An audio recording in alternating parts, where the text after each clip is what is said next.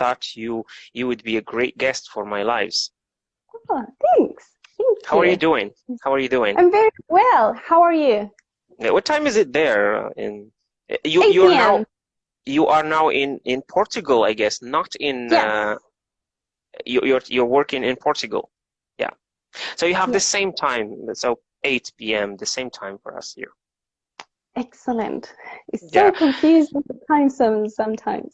Yeah, for the first time I have someone, I invite someone that have, a foreigner, I mean, that have the same time as we in Morocco. You Oh, know, awesome. we're not so far, like Portugal and Morocco, yeah, they're near each other. Yes, yes. Yes, Actually, I'm looking forward to visit your country. As soon as the pandemic's over, you're I'm welcome. heading there. Yes, you're welcome. Yes, you're welcome. We'll be so glad to invite you and have you here in our country. So, Paula, I've been just speaking to the people who are joining live about the topic that we will be covering, which is English learning strategies, which I think is a really important topic. But before jumping into the topic, I would like to break the ice and introduce myself and, of course, introduce you. My name is Abdrazak. I'm a teacher of English, 28-year-old, and I live in El Jadida in Morocco. I've been teaching English for 5 years now, and I create content as well on Instagram, as you can see, and on YouTube, trying to help people like learn English and try to guide them to start the right way. So how about you? We would like to know all about you. Tell us about yourself. Wow, all is going to take us a while, No, but not all, like just in brief. Yeah. yes. So yeah, a pleasure to meet you guys. I'm Paula.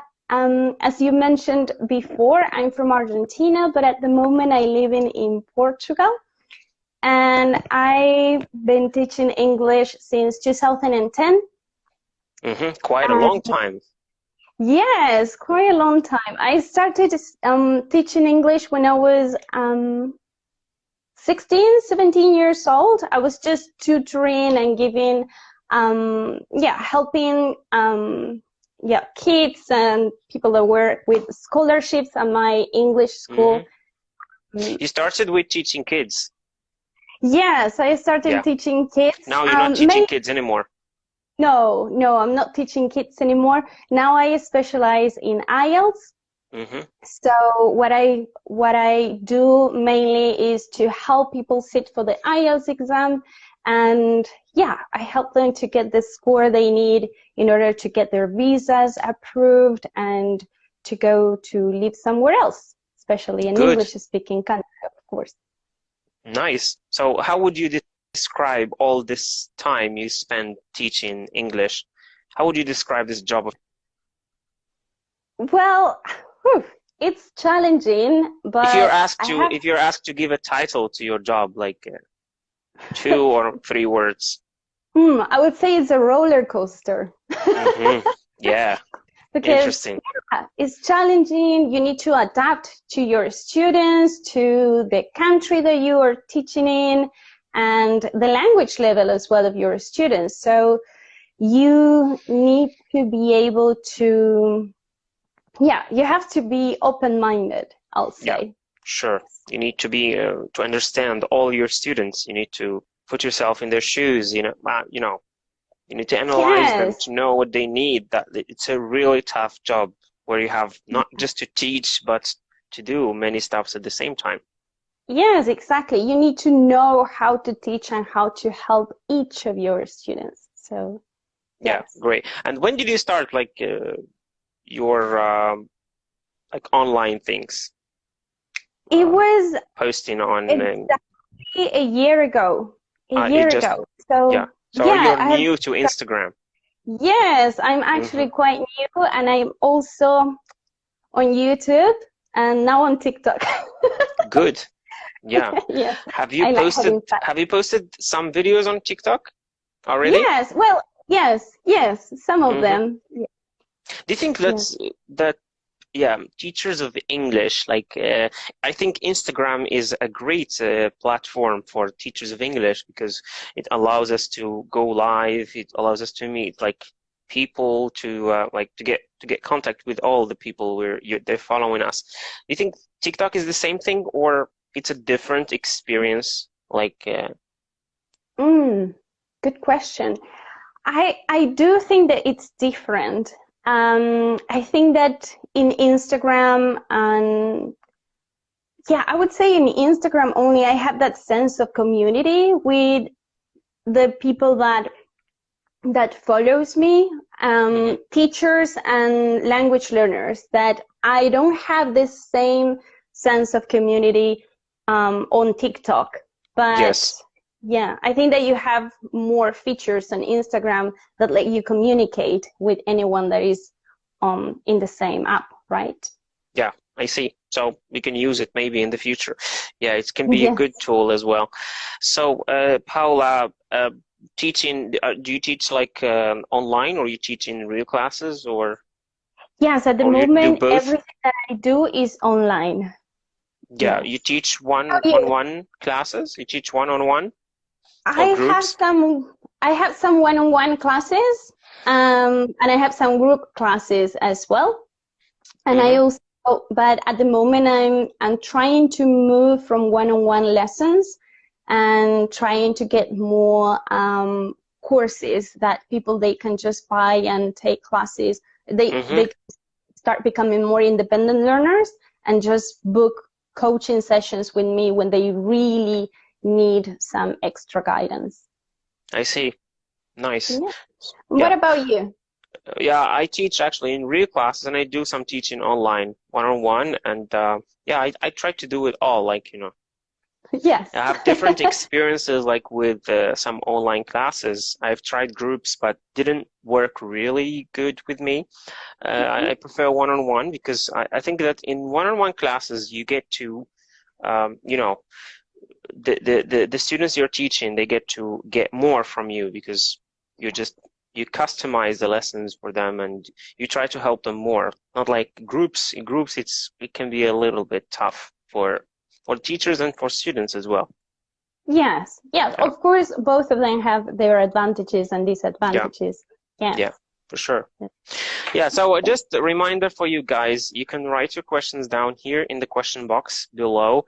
Write any questions you want us to answer, and we'll gladly answer them with our guest for today, Paula from Argentina, who's teaching currently in Portugal. So pleased to have you. So we're just going to start right away with this topic. Actually, this topic it drives us to many other topics.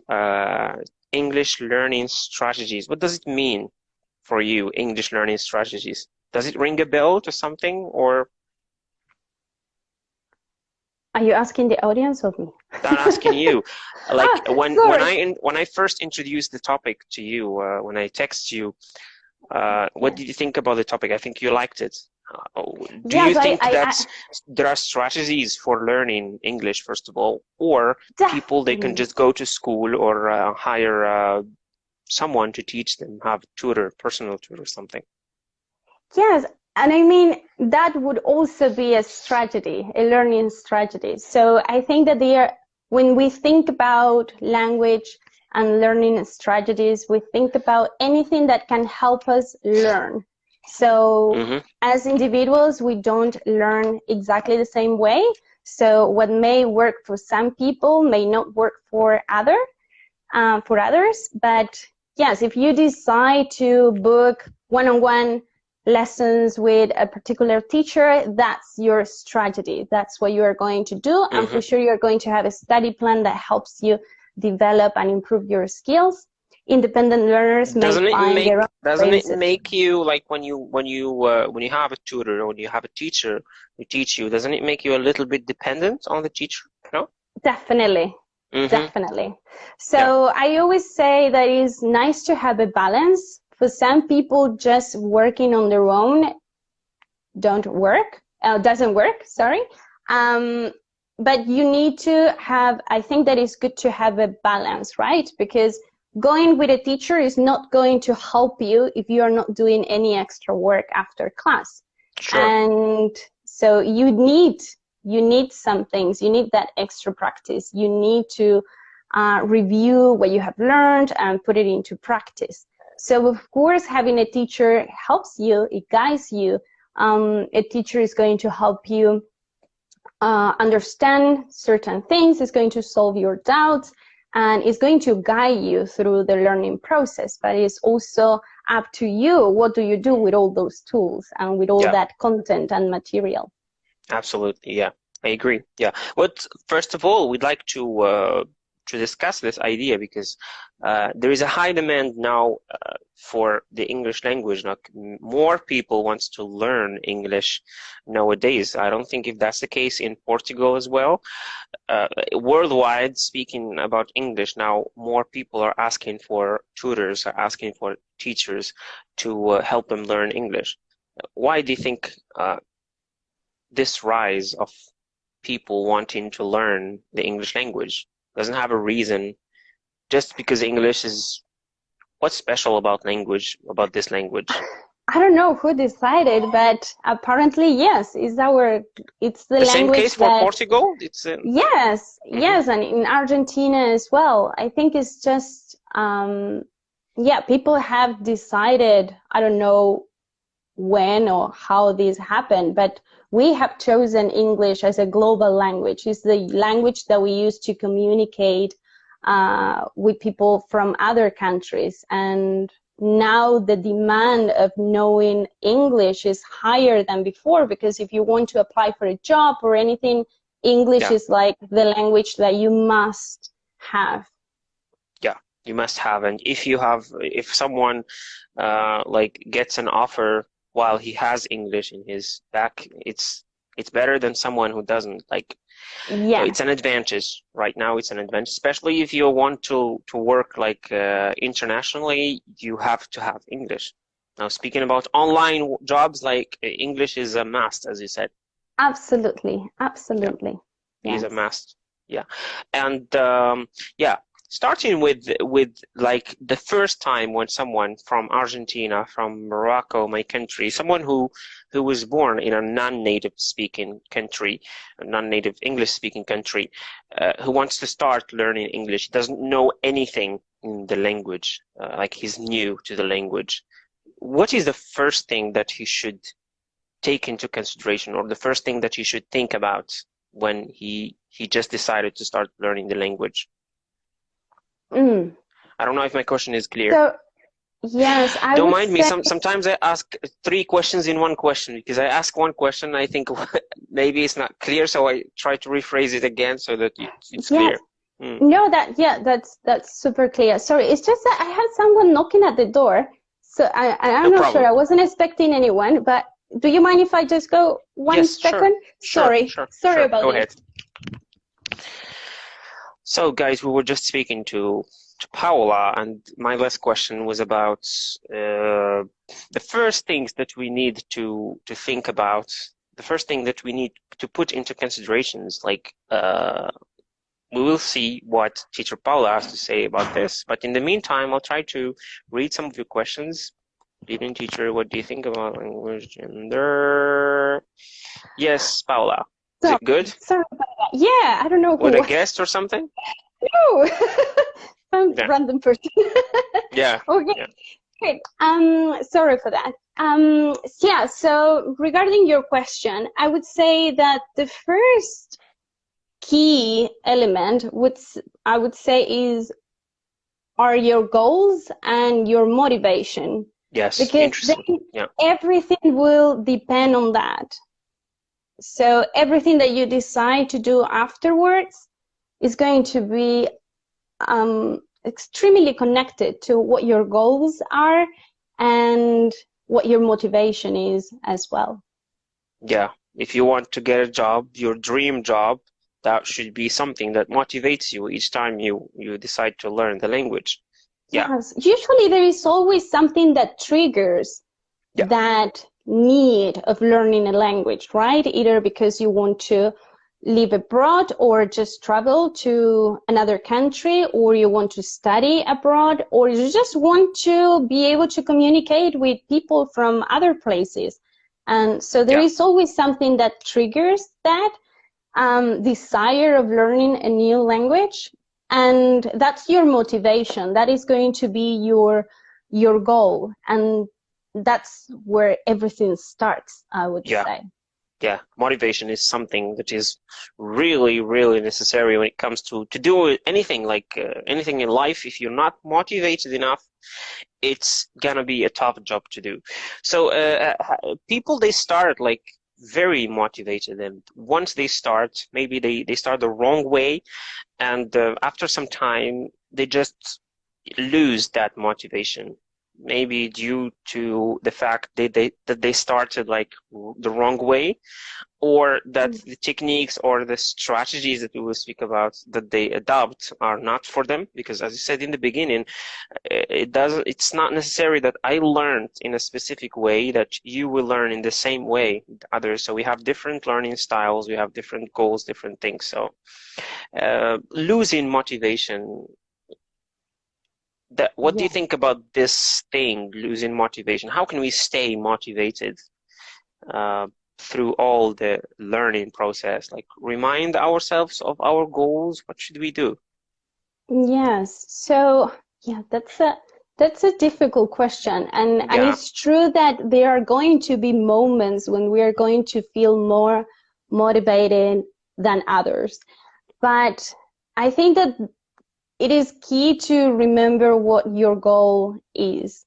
And also, I think that nowadays it's more common to see people losing their motivation because we are used to get faster. We want to get faster results. We want to get everything fast because we have this idea that now everything that we want to get, we can have it.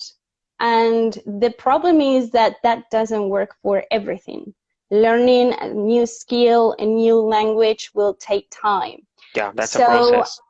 I always recommend my students that they have to keep their goals high. They have to aim high, but they need to take small steps, as small as possible, because that's where you are going to actually see progress. And that's actually what is going to help you to see that you are improving. So it's good to have your goals in mind, and I think that before studying something and, I don't know, booking a bunch of classes or anything, you need to start enjoying what you are doing. Yes, so for me, in order to stay motivated, it's very important to enjoy English. So how do I enjoy the process of learning English? By doing things that I enjoy doing. So I love watching series. Good. It's a good start to start watching series in the language that I want to learn, rather than keep watching 2 TV series in my mother tongue, for example. Yeah, I see. So it's really important. It's very necessary to keep in mind that your goals should have a very big goal, like the ultimate goal you have, like learning English, speaking fluently. That's your big goal. But to go like in the process, you should set some small goals. These small and clear. They should be clear. Like in the next month, I want to learn vocabulary related to this, or I want to learn how to communicate at the airport, or anything you want to learn. So if you specify these small goals, you will see progress, as you said. It's really important, yeah. And also, yes, we need to set, as you said, we need to set those bars that let us also check if we are actually getting there or not. So, for example, being fluent in a language is amazing. We all want to do that, but it's very hard. It's very hard to measure that. I mean, to a certain point, it's like, well, but is this fluent enough, or there are any other levels that I can reach? But if you say, okay, I'm a beginner, so maybe in 6 months' time or in 1 year, I want to be a B1. Excellent. Then you can do a test and see if you're already in that level in all your skills, or you still need to work on your listening, on your writing skills. So something that is measurable as well is good. You need something to measure yourself each time, to measure your progress, whether you're progressing or not. Yeah, it's really important. Yeah, it keeps you motivated as well. Because Exactly. when you test yourself and you see that you haven't reached the goal you set before, you get motivated. Say, I have to reach that by the end of this month or by the end of this year. This really motivates. Yeah. I agree. Yeah. So going back, like through after motivating yourself, like setting goal for yourself. Now moving to the strategies. In your opinion, now, what is the best strategy to learn English? I think this may be a broad question, but we can narrow it down and we can speak about like I'm a beginner. What is the first thing I should start with? This is the question I usually get from the people following me. I'm a beginner in the language. What is the first thing? Should I start with listening? I listen to podcasts. I listen to music, watch movies. What should I do exactly? Yes. That's a good one. I would say, yeah, when you're a beginner and you don't know where to start, I would say first, my second step always when I'm learning a language, now at the moment I'm learning Portuguese, for example. So my first step was to, okay, what is motivating me to learn Portuguese? Okay, I'm living in the country. I need to communicate with people. I want to communicate with the family I have here. So I need to learn. That's what keeps me motivated. The second step, I would say, immerse yourself in the language. Maybe try to find something that you can start with. For example, learning immediate language that is going to help you at least say some things, or start seeing everything as a learning opportunity. For example, you wake up, you are starting your day, you're having breakfast. Okay, start seeing how do you name all those things that you normally use in your daily routine in the new language, in the target language. It's very common to think that in order to fully learn a language, you need to be immersed in that language, and it's true. But some people feel that being immersed in the language means going to a country where the language is spoken. And it's true, you can totally do that, but it still is your attitude what is going to help you learn the language, because there are many people that had been living for years in a country and they had been skilled in their mother tongue and they don't speak English or they don't speak Portuguese, for example. So it's actually your attitude what is going to help you learn. You can create your own bubble at home. And when I was in Argentina, your own bubble. Yeah, so you can choose for a... Put yourself in a bubble, like where everything in English. Yes, so you are at home and you're like, okay, from 4 to 5, I'm building my English bubble, so I only listen, speak, write, and read in English. So you are shielding yourself from your mother tongue and you have that immersion in the language that you are trying to learn. So that for me will be the second step. What do you think? Yeah, I think I like this this definition, this term, like English bubble, like put yourself in a place or in an environment where everything in English.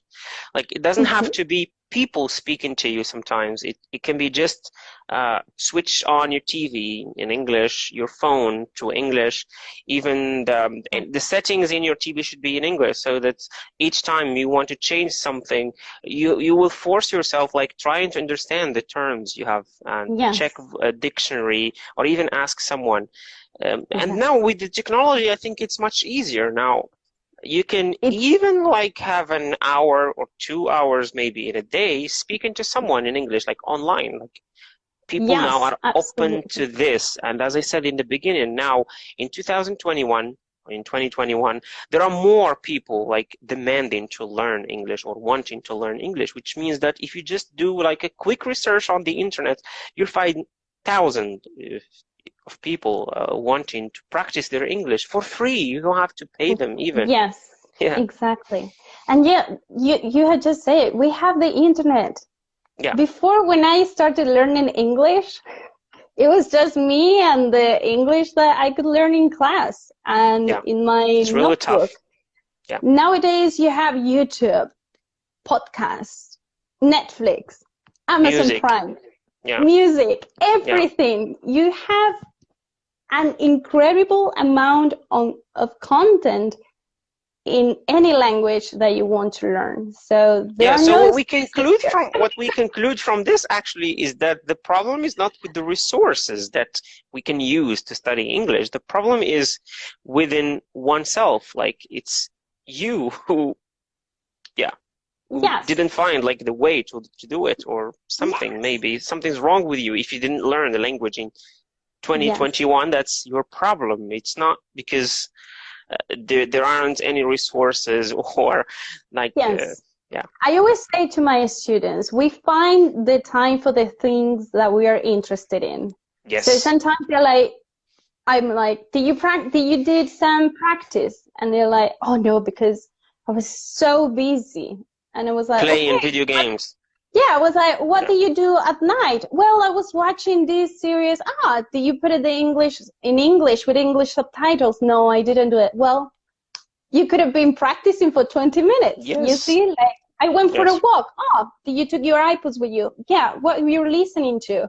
Just some, I don't know. Some Portuguese songs. Yeah, some Portuguese songs. Well, Ron, you should be listening to English.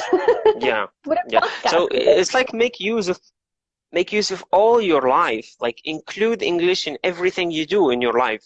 Like, as you said, having breakfast on your table, like trying to describe what you can see like in front of you. Like, I'm having a cup of tea, I'm having breakfast, this is toast, this is like, this is jam. Now, speak about the things you do to someone, or even to yourself. You know how I used to, the thing that's helped me a lot is speaking to myself. I like speaking to myself a lot. I like speaking to myself a lot, and I don't consider this as a sign of being crazy or something. It's totally normal, and it's a stress relieving sometimes, and it is a great way to learn the language. When I'm alone, and most of the time I'm alone, I try to practice, I try to speak to myself about the things I did, about what I will do in the next morning. So it's a great way. Why not speaking to yourself if you can't find someone to speak to? Yes, and actually doing that is helping you to develop the skill of thinking in your target language. That is something that most students ask, like, when do I start thinking in English? Well, when you start talking to yourself and you start doing all the things that you normally do, and you're able to explain them in the target language. That's how you're going to do it.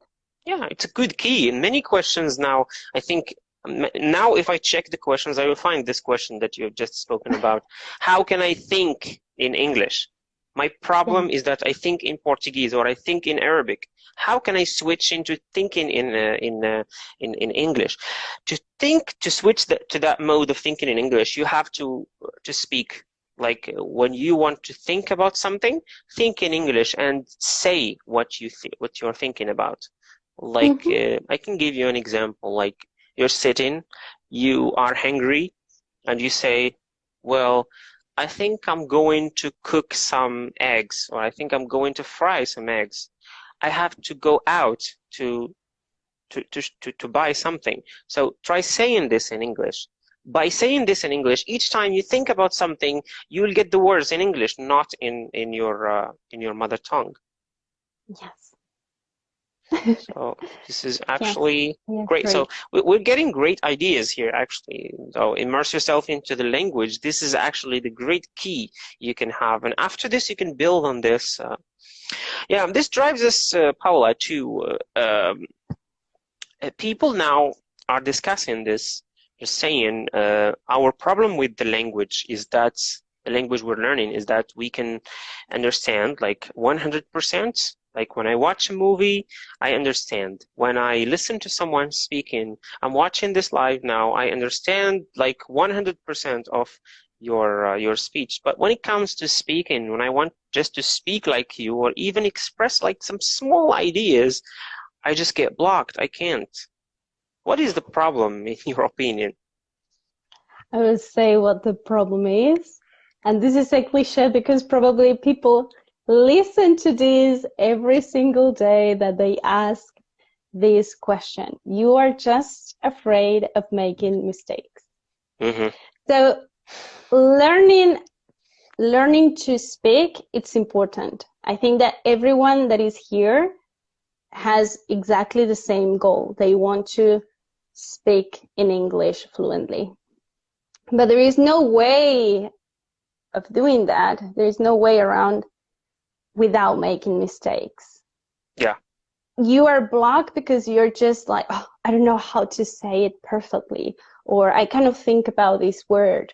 I cannot. But yes, at the beginning it's going to be difficult. It's not that just one day I woke up and I was able to form beautiful sentences. At the beginning I was just saying yes, no, I think. And I was just trying to put words together, and most of the times I was making mistakes, but then I was getting feedback and I was repeating, and then next time I knew what I had to say because I have already made that mistake, so now I'm not going to make it. Yeah. So the only way of learning how to speak in a language is speaking, is practicing. But this making mistakes, like sometimes it's even hard to know if I'm really making mistakes if I don't have someone with me. So how do I check myself? Like, that's a good question. Is there any strategy I can do? I used to record myself. I don't know if you will find this interesting. I was about to suggest that. Yes. Yeah. Yes. You can record yourself. Maybe what you can do is to write down what you want to say as well, and then you can use an app for checking if what you are saying it's good or not. Of course that at the beginning we need some feedback, because that's the hard part when you are just learning by yourself. You don't get feedback, so it's hard to know what you are saying is right or wrong, or if there are any other ways of saying the same thing. So most people get that from feedback, right? So I would say, well, write it down and have a study buddy, someone that can help you if you don't want to pay for a teacher, or if you can pay for a teacher. Just actually, if you can pay, that would be better. You know why? Yes. No, I'm not saying this because I'm doing like online teaching, because we human, when we pay for something, like we feel the value, we value the things we pay for. Don't you agree? Absolutely. Like when you find a course like available on the internet, or when you search on Google and you find a course, like great courses sometimes are for free, but the use of these courses, like you don't get much from them. But if you pay for a course, or if you hire someone to be with you, then you will like do much effort to benefit from that. Of course, yes, yes, I completely agree. So if you can buy, guys, then go and buy courses. Go and hire someone to be with you. Yeah, it's really important. Okay, so let's see what we have here. If you have anything to add, I'm going to check like for some questions that I have. Yes, go for it. If you have any comment you want to comment on or something, then go ahead. No problem. Yes. I'm just going to an idea connected to what you were saying. If you decide to book classes with someone, something that I always recommend to my students, that is better to do short but regular sessions. So when you are doing sessions every day, or short sessions every day, or twice a week, 3-4 times a week. Short sessions, I mean like 25 minutes or 30 minutes with a teacher. you are actually going to get better results rather than if you are studying in larger, Yes, and then you 1 just hour and a half, and yeah. for, yes, and you just leave it aside for a couple of days or weeks sometimes. Yes. So it is better to have shorter but more frequent sessions with a teacher or when you are studying on your own, rather than just spending 2 hours one day and then not studying after 3 days or 4 days and not, and Yes. reviewing is also very important. Yeah, I agree with you. Yeah, it's important. Like sometimes you have sessions of 1 hour and a half, and it's when you have these sessions, you feel like tired. Like you have a session in this week, and then after 2 weeks you have another session. It doesn't get you good results. Let's go to this question here.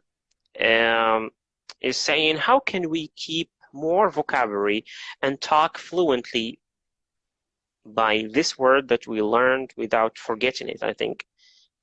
Is the question clear here? How can we, I think she means, how can we memorize those or keep those vocabulary that we're learning in our mind? Because sometimes we learn vocabulary, but when we speak, we don't use all of the vocabulary that we have learned. This is a major issue. Yes, exactly. Yeah. I would say apply the spaced repetition method. So Spaced, this means what is it? Spaced? Spaced repetition method. So this means that you are going to review information at gradually increasing intervals. So this is very important to do when we are learning a language, because it is true that things that you, words and vocabulary that you know and that you are using more often, then you can't recall them right away when you need them. The problem is that sometimes we learn some vocabulary, some phrases, some expressions, and then we're like, oh yeah, cool, I know the meaning. Then whenever I read that, I know what it means, but I never use it. And then one day I'm speaking and I'm like, what was the word? And you know it's there somewhere else, but you cannot recall it as easily as the other ones that you are used to use more often. So this method helps you to review all that vocabulary, because the more you say it, the more you use, the more you listen to it, then it's easier for you to remember. And this is actually, that happens to all of us with anything. For example, when people who had been living abroad for a very long time, and they have stopped speaking their mother tongue, it's going to come a time that they are actually going to start forgetting it. Yeah, they won't be able to speak the language. Yes, it's not that easy for them to remember some words.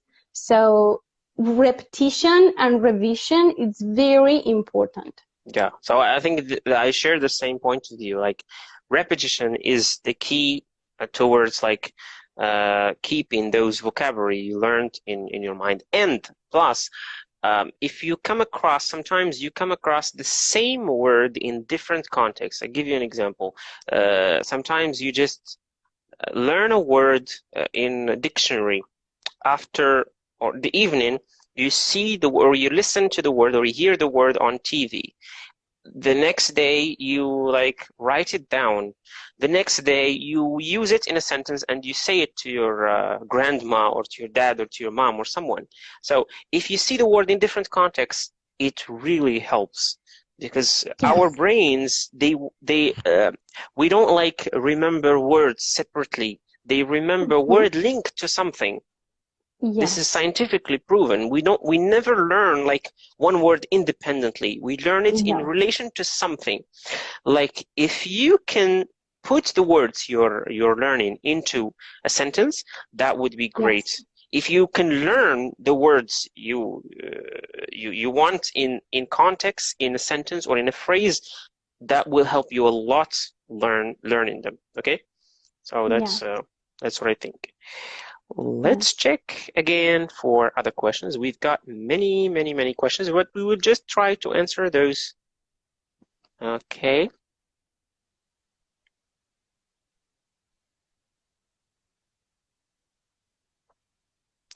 Yeah, Muhammad here is asking, hello teacher, when I know one word with several synonyms, what should I do? Like, sometimes I see what he means. Like sometimes when you learn some new vocabulary, synonyms, you get confused whether to use this one or this one. Yes. What do you think I would about this? say Like, go. should we learn synonyms or one word is enough for us to speak since we want just to communicate? Why just learning like 4 synonyms for one word?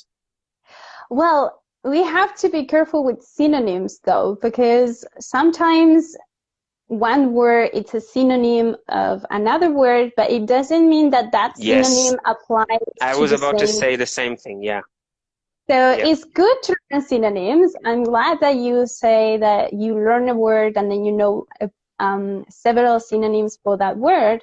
You just need to make sure that the synonym or the word that you are looking for, you actually can use it in that context. So yeah, just go for the word. Don't think about synonyms all the time. Just go for the word that you feel that fits in what you are trying to say. That that you can use it there. That makes sense. But after all, as beginner or as even as intermediate level, you shouldn't like focus on like having like 3 or 4, even more. Just one word to express like the verb to go is enough. You don't have to learn other synonyms. Go. Yeah, since you are not like speaking like academic language, or you're not going to write something academic, then for communication, I think it's really enough one word to express something. But you should work as you progress. You should work on your vocabulary, like build big background of vocabulary is a good thing. Let's see what we have here.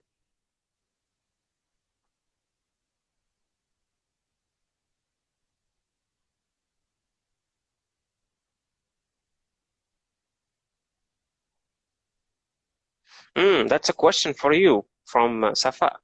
Yeah, she's asking, what motivates Paula to learn English, and what was her biggest goal for that? Good. Well, I was very young when I started to learn English, so How old were you then? I was 6 years old, so I'm young. not sure. Yes, I'm not sure actually what motivated me. Probably it was just my parents like saying you need to take English classes. I do remember my mom mentioning that I used to play with my friends, like we were speaking in English. So I think that they asked me like, would you like to take English lessons? So I started with a private teacher, and then she said, oh, Paula maybe would be ready for taking her first international exam. Would she like to do that?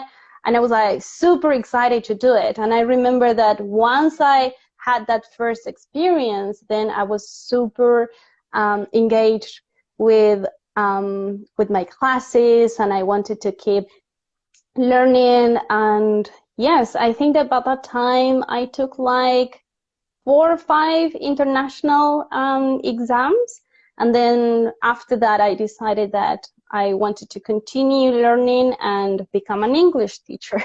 So yes. That's great. In Argentina, do you start like learning the language from learning English from an early age? What is the first language you start with at school? We start with Spanish, but yes, English is like. Don't you speak Spanish in Argentina? Yes, we have Spanish in Argentina. Now, what is the second language? The second language is always English, and then it depends if you're going to, some other schools may have also Italian or French. Yeah. Portuguese now is quite popular as well, but Portuguese from Brazil. Yeah, and in my country, like Argentina is really famous, by the football player, of course, Messi. That when you mention like Argentina, like no one knows a thing about Argentina except like Messi. the greatest, the greatest He's football not playing player in ever. Barcelona anymore. Yeah, he's leaving Barcelona, and for me, yeah, it's a sad thing to know that because he started in that team, and yeah, he spent many years, and he's actually for me, I believe he's the greatest ever in the history of football. Yeah. So, Paula, thank you so much for this opportunity and for giving us your time. Actually, it's been like a pleasure to me and to the people here. They were interacting and they liked the ideas we mentioned. Thank you so much for being here today. Thank you so much for inviting me. I had so much fun and the conversation was super interesting. So yeah, thank you for inviting me. It was a pleasure. Of course. It's my pleasure. And it's been like nearly 1 hour. We didn't feel the time passing like very quickly. Yeah. Yes. Well, yeah. Thank you so much. When you're having fun. Yeah, that happens so when you have fun. Enjoy your weekend. Thank you so much. Have a great day. Have a great night. Yeah. Yeah, thanks. Yeah, sure. Thank you. So guys, that was all for today's live. I hope you enjoyed like watching this live, and I'm going to share this live. I'm going to save it. You can rewatch it again.